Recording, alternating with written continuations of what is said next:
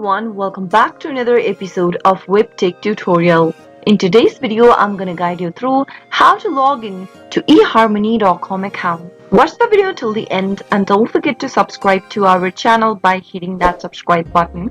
Press the notification bell so that you'll never miss another upcoming upload from us. Open up a web browser to get started. In the web address bar, type in www.eharmony.com and press enter. Once you end up on the official web page of eHarmony, go and click on the login button at the top right, and this will open up the boxes where you can log into your account. Start off by typing in your email associated with eHarmony account, and on the next page, type in your correct password. If you've forgotten your login details, you can click on the Forgot Your Login Details link and follow the instructions to look for your credentials. After doing so, click the login button in order to log into your eHarmony account. On the next page, you'll need to verify your login by entering the verification code sent to your email address.